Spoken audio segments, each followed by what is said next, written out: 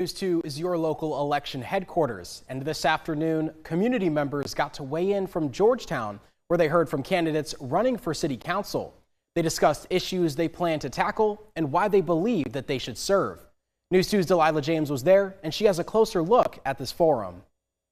A city council forum was held here inside the Howard Auditorium, where candidates addressed ongoing issues like increase in utility rates, job scarcity, and housing. They all agreed that if elected, these issues need to be tackled immediately. Georgetown deserves a brighter path, and moving forward, we need to build one: opportunity, equity, and community investment. And hopefully,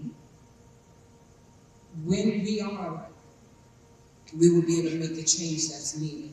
The forum began at 1 p.m. with only two candidates present, Sharon Milton and Jesse Walker, both Democrats. Jim Clements, Hobson Milton, Jimmy Morris, and Jonathan Angner were not present. Sharon Milton, a New York native who spent most of her life in the historic waterfront district, spoke about challenges she experienced firsthand. If elected, she plans to closely review the city budget. I believe that our monies are not going to where they need to go. I believe that the transparency of where our funding should be is there. I think that's the biggest challenge, is to look at our budget and see how we can break that down to make it make sense.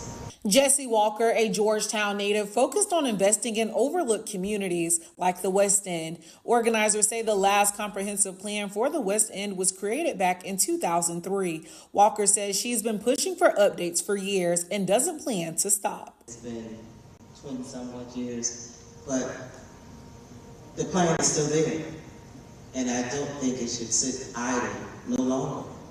It needs to be updated, of course, because of the change of life. But we need to not only update it, but we need to form groups, individuals that has that vision and make it happen. Both candidates agreed on the need for more development in rural areas and more investment in the youth. Organizers say change starts with voters showing up at events like this and casting a ballot. Voting is critical. Voting is democracy. Sometimes it don't look that way. Sometimes it looks like your voice is not being heard. But hey, this is the opportunity for every citizen's voice to be heard that has a voting opportunity when they walk through that ballot booth. This was the first forum for city council, and organizers I spoke to say they plan to host a mayoral forum on September 20th, and they will release more information in the coming weeks. Reporting in Georgetown, I'm Delilah James, Count on 2.